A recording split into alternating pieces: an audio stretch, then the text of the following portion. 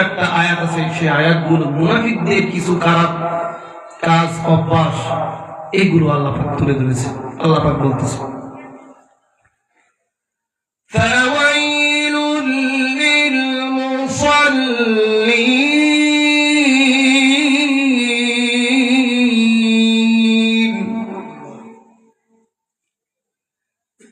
মহান রব্বুল আলামিন বলেন, ওই সমস্ত মুসল্লিদের জন্য দুর্ভোগ, ওই সমস্ত নামাজীদের জন্য।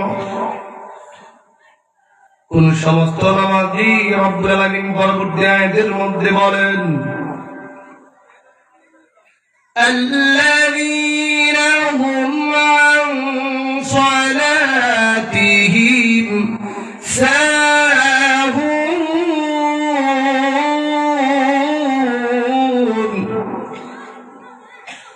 মহান রব্বুল আলামিন বলেন, আল্লাযীনা হুম আন সালাতিহিম সাহুন, ওই সমস্ত নামাজীদের জন্য দুর্ভোগ বা ধ্বংস অনিবার্য, যারা নিজেদের নামাজের মধ্যে উদাসীন। মুসলমান, রাসূলুল্লাহ সাল্লাল্লাহু আলাইহি সাল্লামের জামানার মধ্যে একদল মুনাফিক ছিল, কিন্তু আল্লাহর পয়গম্বর তারা যে মুনাফিক এগুলো জানতো না। কিন্তু পরবর্তীতে রব্বুল আলামিন ওনার হাবিবের উপর সূরাতুল মুনাফিকিন নাযিল করলেন এবং মুনাফিকদের একটা তালিকা রাসূলুল্লাহ সাহাবীকে দিয়ে দিলেন। এখন মুনাফিকদের নামাজ কেমন নামাজ, মুনাফিকদের খারাপ অভ্যাসগুলো কেমন। তারা রাসূল যখন দ্বীনের দাওয়াত দেয়, তখন কাফেররা রাসূলের সাথে বলতো, ইয়া রাসূলুল্লাহ, ইয়া হাবিবাল্লাহ। মুনাফিকরা বলতো, আমরা আপনাদের সাথে আছি। আবার যখন কাফেরের সঙ্গে আবার দেখা হইতো, গিয়ে বলতো, হে ভাই, আমরা তোমাদের সাথে আছি। মুহাম্মাদের দরবারে গিয়ে যে তথ্যগুলো আমরা সংগ্রহ করে তোমাদের কাছে প্রদান করি, বলেন না নাউযুবিল্লাহ। এবং যখন তারা নামাজে দাঁড়ায়, এখন তো কালেমা পড়া মুসলমান হইছে, কিন্তু আসলে এরা কি না মুসলমান না মুনাফিক। নামাজে দাঁড়ায় কি করে? মনে করেন দাঁড়ায়, মশা কামড় দিলে কিন্তু জোরে থাপ্পড় দেয়, নাড়াচাড়া করে, কোনো খোঁজ খবর নাই।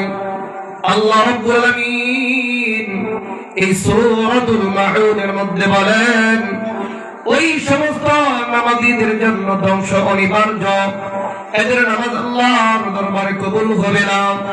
কারা ও বাবা, কারা কাদের নামাজ? আল্লাযীনা হুম আন সালাতিহিম সাহুন, যারা নিজেদের নামাজে উদাসীন গাফেল। এখন দেখেন, এই সমস্ত কার্যকলাপ কিন্তু আমাদের মুসলমানের মধ্যে আছে না? এক একটা আয়াতের ব্যাখ্যা করতে গেলে অনেক সময় প্রয়োজন। আমি কিন্তু সংক্ষিপ্তভাবে বলতেছি, আয়াতের পরিপ্রেক্ষিতে কিছু ঘটনা বা কিছু প্রয়োজনীয় ব্যাখ্যা আমি বলতেছি। দেখবেন সারাদিন কৃষি, আপনাদের এখানে কৃষি জমি আছে না? ধান, সরিষা, বিভিন্ন সবজি আপনারা এগুলি করেন না? আমাদের এখানে আছে। তো একজন ইমাম সাহেব আসলে জানে কোন মুসল্লির কি অভ্যাস, ভালো অভ্যাসটাও জানি, খারাপ অভ্যাসটাও জানি। অনেক মুসল্লি আছে বাবা, আপনাদের কথা বলছি না, আপনারা অনেক ভালো মানুষ। আমাদের এলাকার মধ্যে আসে, সারাদিন রোদ্রের মধ্যে দাঁড়ায় কাজ করে, শীতের মৌসুমে বুরুক্ষেত লাগায়, ঠান্ডা পানির মধ্যে নেমে মসজিদের মধ্যে এসে গরম সিজনে বলে, হুজুর ফ্যান চালায় দেন, গরম আর সহ্য হয় না। আহারে, কারেন্টটা যাওয়ার সময় পাইল না। কিন্তু ওই ব্যক্তি যে চোখের মধ্যে ইতি পড়বে পুরাই একবারের রোদ, চৈত মাসের রোদে কাজ করছে, কোনো সমস্যা হয় নাই। ধান ঘরে আনছে, কোনো সমস্যা হয় নাই। মসজিদে আসছে নামাজ পড়ার জন্য, আল্লাহর কদমে সিজদা দেওয়ার জন্য, সমস্যা দাঁড়ায় গেছে। দ্রুত সবার পরে মসজিদের মধ্যে আসে, সবার আগে আবার মসজিদ দিকে চলে যায়, এরকম মুসল্লি আছে না নাই? নামাজের মধ্যে দাঁড়ায় সঠিকভাবে আল্লাহু আকবার সঠিকভাবে বলতে পারে না, আল্লাহু আকবার। পান খাইতে খাইতে মুখের অবস্থা এমন হয়েছে, আল্লাহর নামটা সুন্দর করে উচ্চারণ করতে পারে না। ও বাবা, ও মধ্যম এলাকার মুসলমান ভাইয়েরা, পর্দার আড়ালের মা বোনেরা, দুনিয়ার সকল লাভ লোকসান আমরা সবকিছু বুঝি, কিন্তু যখন আমরা ইবাদতের মধ্যে দাঁড়ায় যাই ওই সময় আর কোনো কিছু বুঝি না, খালি দ্রুত ইবাদত করে কেমনে মারায় যাম। 4 রাকাত সুন্নাত 2 মিনিটে পড়ে ফেলে, 4 রাকাত সুন্নাত 2 মিনিটের মধ্যে পড়ে ফেলে, নামাজের মধ্যে দাঁড়ায় চিন্তা করে, আহারে বুড়ো ক্ষেতের মধ্যে মনে হয় সার কম পড়ছে, আহারে আলু ক্ষেতের মধ্যে মনে হয় এবার একটু গোবর দিতে পারি নাই, আই হাই রে ওই যে 5টা কাজের লোক নিছিলাম মরিচ ক্ষেত, ভালো করে নিরিম দেয় নাই, এর আগাছাগুলো উঠাই নাই। নামাজের মধ্যে দাঁড়ায় এই চিন্তা করে, তারপরে আবার দ্রুত নামাজ শেষ করে জমিনে গিয়া দেখে যে আর কি অবস্থা, ওই ভালো করে তো কাজ করলো না। আছে না এগুলি আমাদের অন্তরের মধ্যে? হ্যাঁ, এইগুলো কিন্তু আছে। দেখেন দেখেন দুনিয়ার আমরা সব লাভ অনুষ্ঠান বুঝি, কিন্তু সূরা ফাতিহাটা অনেক মুসল্লি শুরু করে পড়তে পারে না। তাবলীগ দাওয়াত তাবলীগ আছে, হক্কানি উলামা কেরাম আছে, আপনারা যান। আপনার মসজিদের ইমাম আছে, মসজিদের ইমামকে বলেন হুজুর সারাদিন ছোটবেলা তো আমার আব্বা অনেক কষ্ট করছে, আমরা গরিব মানুষ ছিলাম, এখন আমার ছেলে মেয়ে কামাই রোজগার করে, 2টা ছেলে থাকে ইটালি একটা ইউরোপ, টাকা পয়সার অভাব নাই, কিন্তু আসলে দাড়ি পেকে গেছে, দাঁত পড়ে গেছে, হুজুর আমারে একটু কোরআন শিখান। এই যে ফুরকানিয়া মাদ্রাসার উদ্যোগে মাহফিল, আমার একটু কোরআন শিখান হুজুর। আপনি কায়দা নিয়ে বসেন, আলিফ বাদ থেকে আপনি পড়েন, হুজুরে বলবো আলিফ আপনার মধ্যে আলিফ না আসলো চেষ্টা করবেন, এই যে পড়ার একটা ফিকির করবেন আপনি আপনার নামটা, তাহলে এলেম অন্বেষণকারী নামের তালিকার মধ্যে চলে গেলে বলেন না সুবহানাল্লাহ। যদি আপনি মনে করেন খালি আলিফ বের পড়তেছেন পারেন না, চেষ্টা করতে করতে আপনার এই অবস্থায় মৃত্যু হয়ে যায়, হতে পারে কাল কিয়ামতের ময়দানে এই একটা কাজের উসিলায় আপনাকে ক্ষমা করে দিতে পারেন সুবহানাল্লাহ। চেষ্টা করবেন ইনশাআল্লাহ, বলেন চেষ্টা করবেন। তারপরে ইমামরা কিছু হাদিয়া দিবেন যে হুজুর আল্লাহ আমার অনেক দিচ্ছে, আপনি তো পড়ান মুট করে দিলেন। কোন সময় আলেম ওলামার বিরুদ্ধে যাবেন না। বলতেছিলাম বাবা আমার,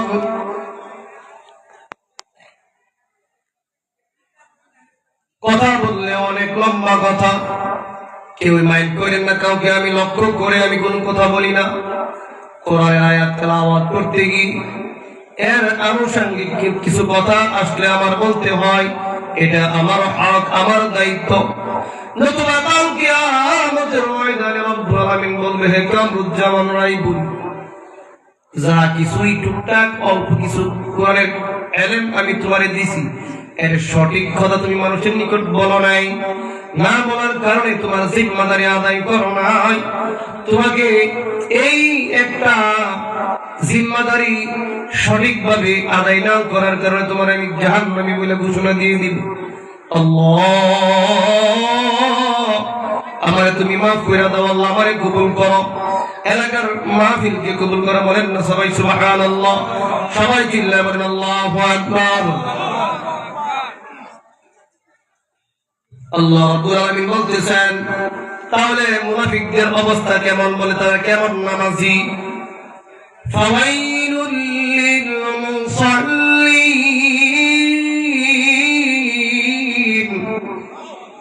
ওই সমস্ত নামাজীদের জন্য দুর্ভোগ, আল্লাযীনা হুম আন সালাতিহিম সাহুন, যারা নিজেদের নামাজের মধ্যে বিনয়ী না, উদাসীন। তারপরে রব্বুল আলামিন বলেন 6 নম্বর আয়াতের মধ্যে বলেন, আল্লাযীনা হুম ইউরাউন,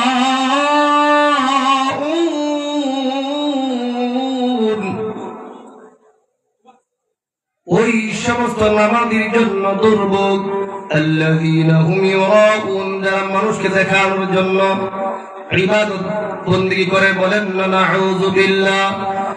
মুসলমান, আমাদের সমাজের মধ্যে অনেক এমন মানুষ আছে, আপনি নতুন ছেলেকে বিবাহ করাইছেন না মেয়েকে বিবাহ দিয়েছেন, আপনার এখন একটা বিয়াই আত্মীয় হয়ে গেছে, নামাজের সময় হয়ে গেছে, মসজিদের মধ্যে আযান হয়ে গেছে, হাইয়া আলা সালাহ,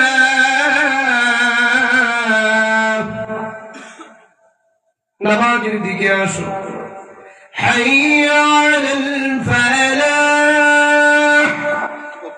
মুয়াজ্জিন ডাকতেছে কল্যাণের দিকে আসো। এখন বিয়াই রেখেছেন, বিয়াই আযান তো দিয়ে দিছে, আমার সঙ্গে চলেন। আপনি এখন মনে মনে চিন্তা করতেছেন, কোনদিন তো মসজিদের মধ্যে যাই নাই, আল্লাহু আকবার বলতে পারি না, সালাত পারি না, তাশাহুদ পারি না, সূরা পারি না। এখন বিয়াই বলছে যদি বিয়াইয়ের সাথে আমি মসজিদে না যাই তাহলে বিয়াই মনে করবে এই বিয়াই মনে নামাজি না, কারণ আত্মীয় হওয়ার পরে এখন একটু কথাবার্তা হইতেছে দুইজনের মধ্যে। এখন মানে এই বিয়াইয়ের তুহমত দোষ থেকে বাঁচার জন্য, বিয়াইকে খুশি করার জন্য ওই বিয়াই কি করছে, মসজিদের মধ্যে গেছে। এরকম আছে না? এই যে সমস্ত মনে করেন যারা হজ করে, মানুষ বলবে হাজি সাহেব, তারপরে দান করে মানুষ বলবে দানবী, নামাজ পড়ে মানুষ বলবে মুসল্লি, নামাজ পড়ে কপালে দাগ পড়ে গেছে। আর এই কত নামাজ পড়েরই আছে আমাদের সমাজ। যদি মানুষকে দেখানোর জন্য যারা ইবাদত করবে, এই ইবাদতকে বলা হয় ইবাদতে রিয়া। কি বলা হয়? ইবাদতে রিয়া, মানে মানুষ দেখানো ইবাদত। এটাকে বলা হয় ফিকার ভাষায় শিরকে আসগর, ছোট শিরক। মানুষ দেখায় না কোনো নামাজ, রোজা, যাকাত, হজ, দান, যা কিছু আছে এগুলোকে কি বলা হয়? ইবাদতে রিয়া। এবং এটাকে বলা হয় কি? ছোট শিরক। আল্লাহ রাব্বুল আলামিন বলেন শিরক তো অনেক বড় মারাত্মক। এটা আলোচনা আপনার অনেক বেশি।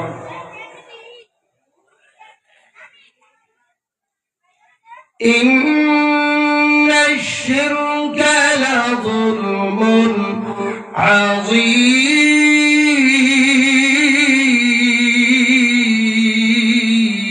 আযীম। আল্লাহু আকবার। মহান রব্বুল আলামিন বলেন শিরক হইল গিয়া সবচেয়ে বড় মহা অন্যায়। ও মুসলমান, মানুষ দেখানোর জন্য নামাজ পড়া যাবে না, মানুষ দেখানোর জন্য রোজা রাখা যাবে না, মানুষ দেখানোর জন্য মাপুস্তারে হাজী সাহেব নাম থাকবে এর জন্য হজ করা যাবে না। সব কিছু আমার ইবাদত বন্দেগী যা কিছু আছে সবগুলো আল্লাহর জন্য। আল্লাহ পাক বলেন কুল ইন্না সালাতি ওয়া নুসুকি ওয়া মাহইয়ায়া ওয়া মামাতি লিল্লাহি রাব্বিল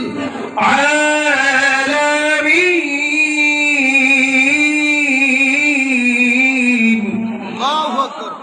ও মুসলমান, রব্বুল আলামিন বলেন হে নবী আপনি বলেন নিশ্চয়ই আমার নামাজ, আমার কুরবানি, আমার জীবন, আমার মরণ সব কিছু রব্বুল আলামিনের জন্য উৎসর্গ। আল্লাহ রাব্বুল আলামিন সেই কথাগুলো বোঝানোর জন্য বলতেছেন ওই সমস্ত মুসল্লিদের জন্য দুর্ভোগ, ধ্বংস অনিবার্য। আল্লাযীনা হুম আন সালাতিহিম সাহুন, কারা যারা নিজেদের নামাজের মধ্যে বিনয়ী না, উদাসীন। আল্লাযীনা হুম ইউরাউন, দুই নম্বরে হইল যারা মানুষকে দেখানোর জন্য ইবাদত করে। তিন নম্বরে রব্বুল আলামিন বলেন ওয়া ইয়ামনাউনাল মাউন,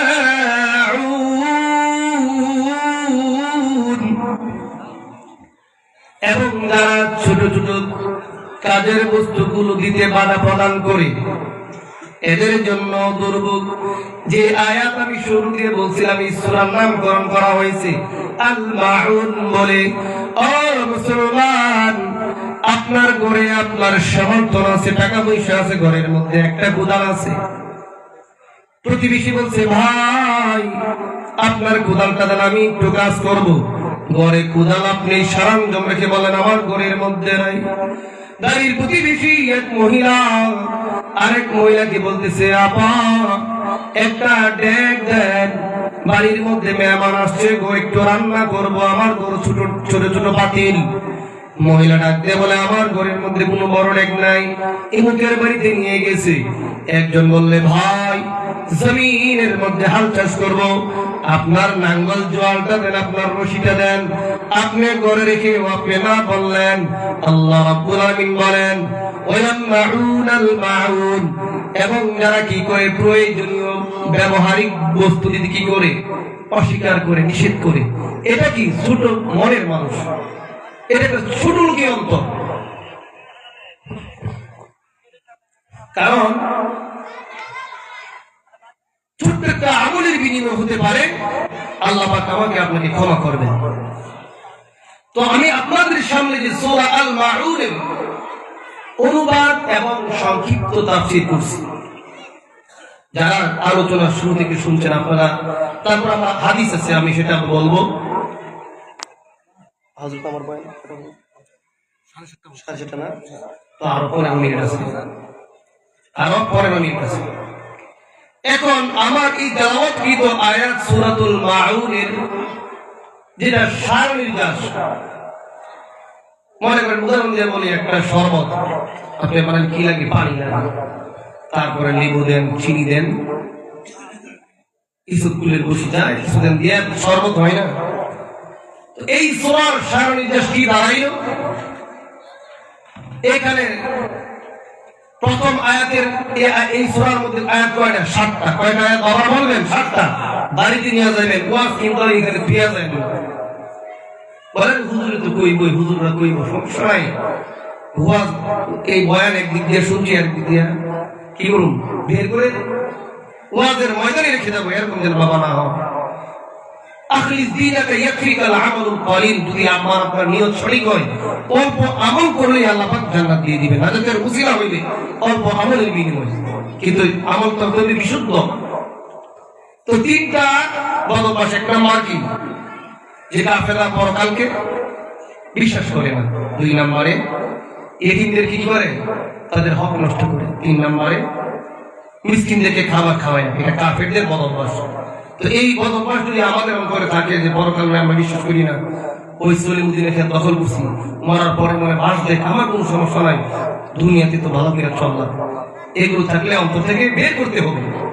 আর মুনাফিকদের নামাজ, তো এদের কথা বলছে কি, যে ওই সমস্ত মুসল্লিদের জন্য দুর্ভোগ যারা নিজেদের নামাজে অমনোযোগী, উদাসীন এবং মানুষকে দেখানোর জন্য নামাজ পড়ে, আর কোন মানুষ প্রয়োজনীয় কোন বস্তু চাইলে দিতে অস্বীকার করে। এই হইল কি আমার আলোচ্য বিষয়। এখন আসেন যে হাদিস আমি আপনাদের সামনে পাঠ করছি, আল্লাহর পয়গম্বর বলেন, আফশুস সালাম ওয়া আত'ইমুত তা'আম ওয়াসিলুল আরহাম সাল্লু বিল-লাইলি ওয়ান-নাসু নিয়াম তাদখুলুল জান্নাতা বিসালাম। আল্লাহর পয়গম্বর বলেন, যে ব্যক্তি 4টা কাজ করবে, সহিহ সালামত রব্বুল আলামিন ওই বান্দা এবং বান্দীকে জান্নাতে পৌঁছে দিবেন। বলেন না সুবহানাল্লাহ। 1 নম্বর হলো আফশুস সালাম, সালামের প্রচার এবং প্রসার করা, বেশি বেশি করে সালাম নেওয়া। আমাদের সমাজে অনেক মুরব্বী আছে সালাম নেওয়ার জন্য অপেক্ষায় থাকে, অনেক ইমাম সাহেব আছে সালাম নেওয়ার অপেক্ষায় থাকে, অনেক হাজী সাহেব আছে সালাম নেওয়ার জন্য অপেক্ষায় থাকে, অনেক স্যার, অনেক অফিসার, অনেক মাস্টার আছে সালাম নেওয়ার অপেক্ষায় থাকে, কিন্তু সালাম দেওয়ার দিতে কিনা আগ্রহ না। রাসূল বলেন, আফশুস সালাম, বেশি বেশি করে সালাম দাও মানুষের মধ্যে। সালাম বেশি দিলে কেমন হবে গো বাবারা? পর্দার মা রাসূল বলেন, আল বাদি বিস সালাম বারিউম মিনাল কিবির যে ব্যক্তি আগে সালাম দেয় অহংকার থেকে সেই ব্যক্তি মুক্ত থাকে। সুবহানাল্লাহ। যে আগে আগে সালাম দিবে মনে করবেন তার অন্তরে কোনো অহংকার নেই, সালাম গ্রহণ করার কোনো আমিত্ব নেই। সালাম দিলে কয়টা নাকি আপনারা জানেননি? সালাম আসসালামু আলাইকুম বললে 10 নাকি, আসসালামু আলাইকুম ওয়া রাহমাতুল্লাহ বললে 20 নাকি, আসসালামু আলাইকুম ওয়া রাহমাতুল্লাহি ওয়া বারাকাতুহু বললে 30 নাকি। সুবহানাল্লাহ।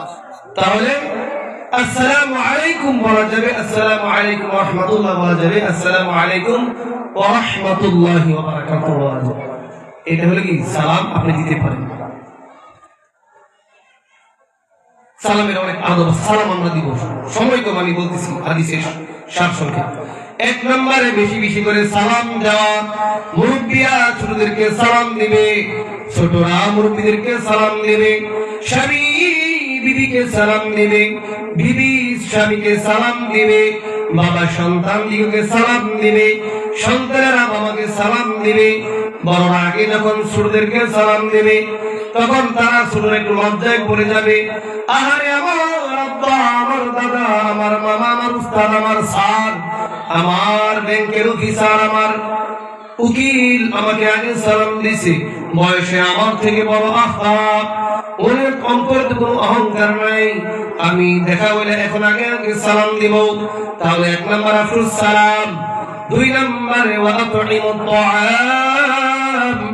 2 নম্বরে হলো মানুষদেরকে খাবার খাওয়ানো। ও মুসলমান, রব্বুল আলামিন যাদেরকে সমর্থন দিয়েছেন, আপনার পাড়া প্রতিবেশী যারা আছে গরিব মানুষ, আপনি এদের খোঁজ খবর নেবেন। বাড়ি থেকে দেখবেন চাল ডালের ব্যবস্থা আছে কিনা। সম্ভব হইলে 100 টাকা 200 টাকা আপনার সাধ্য মতে আপনি চাল ডালের ব্যবস্থা করে দিলেন, নতুবা কিছু টাকার ব্যবস্থা করে দিলেন। সামনে রমজান আসতেছে, অনেক মুসলমান আছে ঘরের মধ্যে খাবার নেই। আহারে কেমনে যারা ইফতারি করার কোনো জিনিস নেই। আল্লাহ রাব্বুল আলামিন আপনাকে সমর্থন দিয়েছেন, 500 1000 টাকার বাজার করে এদেরকে দিয়ে দিলেন। তারা এই 1000 টাকার বাজার পায় আল্লাহর দরবারে অনেক খুশি হয়ে যাবে এবং আপনার জন্য অন্তর থেকে দোয়া আসবে। সুবহানাল্লাহ। 2 নম্বরে হলো আতঈমুত তাআম। কিন্তু মানুষদেরকে খাবার খাওয়ানোর ব্যাপারে আগে লক্ষ্য রাখতে হবে। 1 নম্বর আগে আপনার থেকে আপনার সম্পত্তির হকদার হইল আপনার নিকটতম আত্মীয়, আপনার আপন ভাই, আপনার আপন বোন, আপনার ভাতিজা ভাতিজি, আপনার ভাগিনা ভাগ্নি, এরা হইল আপনার আপন আগে হকদার। এদেরকে আপনি আগে দিবেন, তারপরে প্রতিবেশীদেরকে এদেরকে দিবেন। 3 নম্বরে হলো রাসূল বলেন ওয়াসিলুল আরহাম, আত্মীয় সম্পর্ক বজায় রাখা। ও মুসলমান, সামান্য কথা কইলে ভাই ভাইয়ের সাথে কথা বলে না। এমন অনেক মানুষ আছে সামান্য একটু সম্পত্তি বন্টনে এদিক সেদিক হয়ে গেছে। ভাইকে দিয়েছে টানের জমিন, আরেক ছোট ভাইকে দিয়েছে মামার জমিন, নিচের জমিন। কেন এই বন্টন হইল?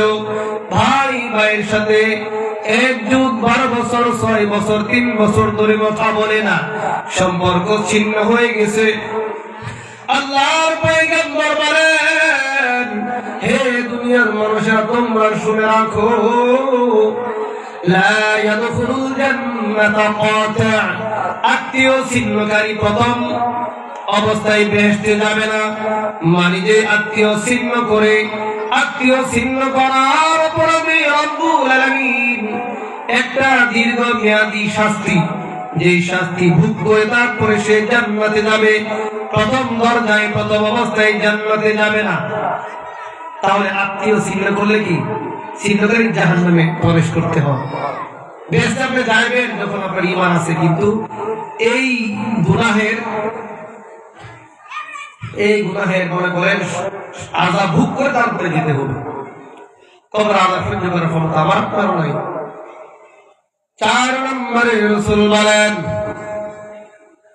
সাল্লু বিল-লাইলি ওয়ান-নাসু নিয়াম তাদখুলুল জান্নাতা বিসালাম। সাল্লু বিল-লাইল, ওই সময় তোমরা নামাজ পড়ো। ওয়ান-নাসু নিয়াম, যখন মানুষেরা ঘুমায় থাকে।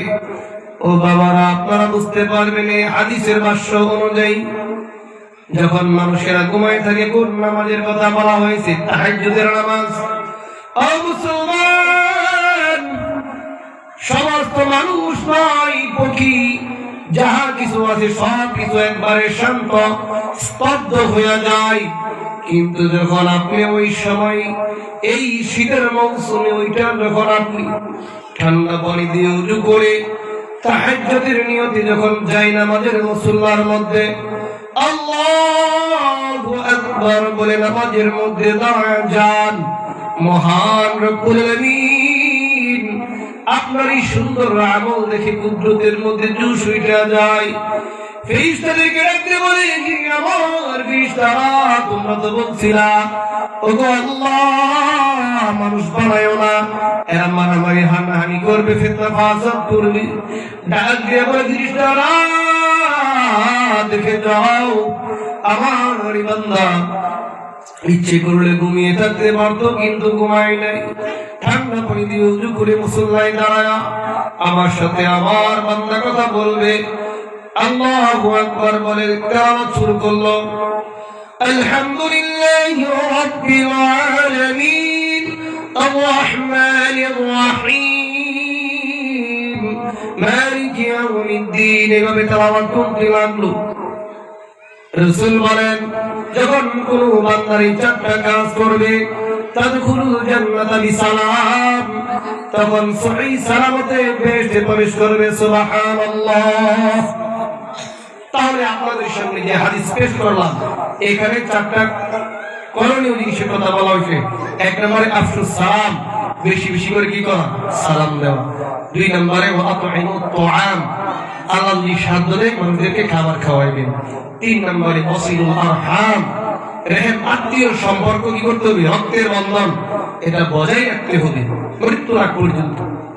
চার নম্বরে যদি মনে করেন সাধ্য হয় তাহাজ্জুদের নামাজ পড়া। এই হইল কি আমার এই ছোট্ট জবান দিয়ে এরম কালাম তোলায় আপনাদের সামনে কি কথাগুলো আমি বললাম।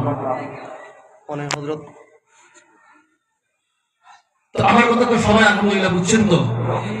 তো আজকে যে আলোচনা আমি আপনাদের সামনে করলাম, যদি বাড়িতে গিয়ে আপনার পরিবার, আপনার সন্তান, আপনার মেয়ে বলে আব্বা ওয়াজে গেছিলেন, ভাই ওয়াজে গেছিলেন, এই সন্তান তুমি তো ওয়াজে গেছিলেন, হুজুরে কি বয়ান করছে একটু আমার শোনাও। কারণ কিছু নিতে হবে, এত লক্ষ লক্ষ টাকা খরচ করে যদি মনে করেন কিছু আপনি আমলের পাথে কিছু সামানা যদি পুঁজি, পরকালের পুঁজি যদি না নিজে যেতে পারেন, তাহলে এই মাহফিলটা কি হবে না, সার্থক হবে না। তো সূরা মাউনের যে কাফেরদের বদ অভ্যাস যদি আমাদের অন্তরে থাকে, হে আল্লাহ এগুলো তুমি দূর করে দাও, সবাই বলে আমিন। হে আল্লাহ, সূরা মাউনে মুনাফিকদের যেই কার্যকলাপ বর্ণনা করেছেন, এইগুলো থেকে তোমার দরবারে পানা চাই, আমাদেরকে হেফাজত করে বলেন আমিন। হে আল্লাহ, এবং হাদিসের মধ্যে রাসূল বললেন চারটা কাজ করার জন্য আমাদের সকলকে, মা বোন আবাল বৃদ্ধা বনিতা যারা আছে, আল্লাহ তুমি তৌফিক দিও এই চারটি কাজের উপর আমল করার জন্য। আল্লাহ রাব্বুল আলামিন আমাদের সকলকে সূরা মাউনের আদেশ সূচক এবং নিষেধ থেকে মেনে এবং বিরত থেকে সমস্ত আল্লাহ দ্বীনের উপর চলার তৌফিক দান করুন। সবাই বলি আমিন।